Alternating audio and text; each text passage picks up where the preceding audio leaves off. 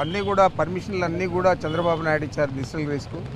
ఆ డిస్టిలరీస్ నుంచేనే గత మా ప్రభుత్వం కూడా పర్చేజ్ చేసింది తప్ప ఇవన్నీ కూడా ఈ ట్రాన్సాక్షన్ అంతా కూడా అఫీషియల్గా జరిగింది కాబట్టి బెవరేజెస్ కార్పొరేషన్ ద్వారా దీన్ని తప్పట్టే పని లేదు.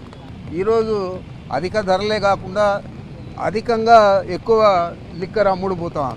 ఇంటింటిలోనూ కూడా బాటిల్ ద్వారా సప్లై చేసే పరిస్థితి ఉంది. బెల్ట్ షాపులు కాదు, ప్రతి ఇంటికి కూడా సప్లై చేసే పరిస్థితి ఉంది.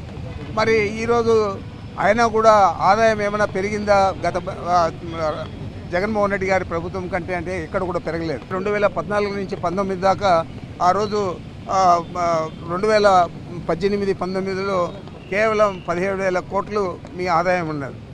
మా ప్రభుత్వం దిగిపోయేటప్పటికి 25,700 కోట్లు ఇందాక మా ఎక్స్ఎంపీ గారు చెప్పారు. మరి ఇప్పుడు అమ్మిన క్వాంటిటీ కంటే దాదాపు 27% తక్కువ క్వాంటిటీ ఆ రోజు అమ్మడం జరిగింది. మరి ఇవన్నీ ఈరోజు యాప్ ప్రభుత్వం మీద కేసులు పెట్టారంటే ప్రైవేటు వ్యక్తులకు అప్పచెప్పింది గవర్నమెంట్ నుంచి తీసి, మీరు అదేవిధంగా ప్రైవేటు వ్యక్తులకు గవర్నమెంట్ నుంచి తీసి ఈరోజు ఇచ్చారు. ఈరోజు అనేక అవకతవకలు జరుగుతూ ఉన్నాయి. తప్పకుండా ఇప్పుడు జరిగేది ఈ లిక్కర్ స్కామ్. ఈ స్కామ్ మీద తప్పకుండా జగన్మోహన్ రెడ్డి గారు వచ్చిన తర్వాత, ముఖ్యమంత్రిగా మా ప్రభుత్వం వచ్చిన తర్వాత దీని మీద కూలంకషంగా మేము కూడా సిట్ అయ్యాము.